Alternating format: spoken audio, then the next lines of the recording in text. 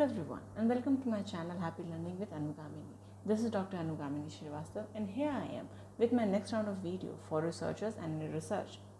In my last videos, I mentioned about the tips that you can follow to write your title, abstract and construct the basis for your literature review.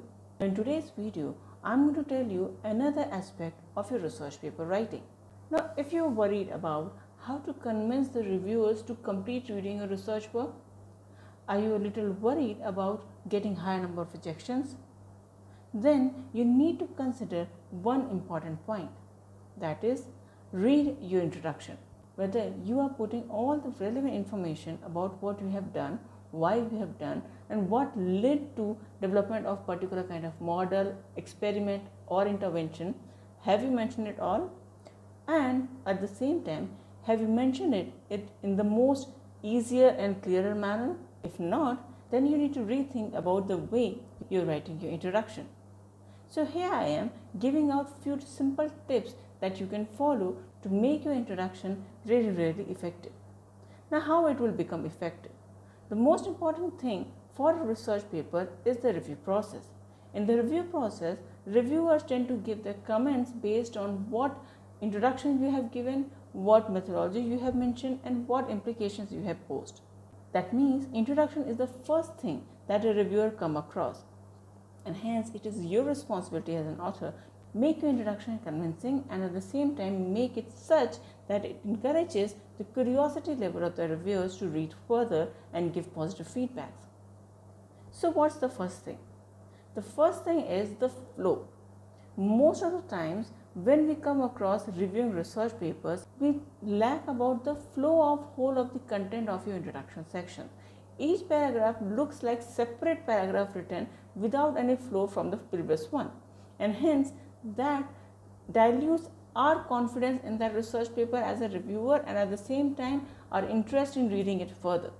So to avoid that perspective as an author, always try to have a flow while writing your introduction. Start with what problems you faced and observed because of which you wanted to do a research, what has been done till now, a little bit about what exactly has been observed and where you find the research gap, and then continue towards what is your primary objective, your sub-objective, and if you have any variables and factors under the model, then why you ended up with that. Try to give it a flow like a storyline. It should be very smooth enough for a lay person to understand why you have done this and what is your main objective is. And that is what you need to focus next. Yes, the objective.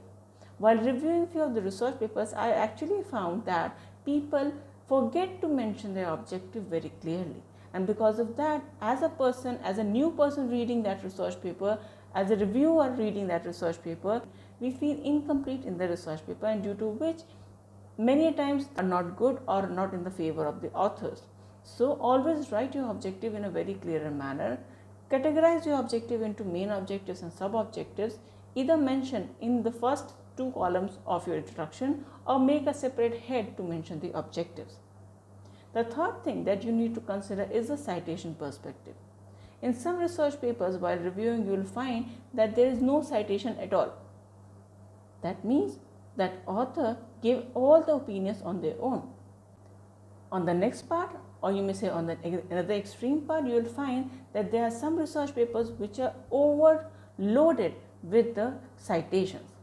Now both these extremes are not favorable for the author, and they need to reconsider about which particular paper or work has more relevance in their own work and which should be included while making claims in the introduction sections. Avoid no citations and overloaded with citations. Try to make a trade-off between them and give all the relevant citations and references. Now, while giving citations, you actually giving credit to the work which inspired your work. So always be diligent about what exactly you are putting under the citation aspect. The next thing is that many times we find, as a reviewer, we find that the introduction is overloaded with the facts and numbers, and because of which it is quite hard to understand what exactly is the need for this particular research work and how it ends up to the objective of that particular research work. So if in case you are interested in putting numbers and figures in your introduction, keep it separate for the subhead under the name of background.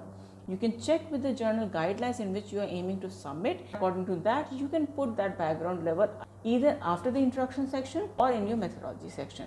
That will enable the reviewers to understand, okay, this is the background based on which this particular introduction has been drafted. Okay.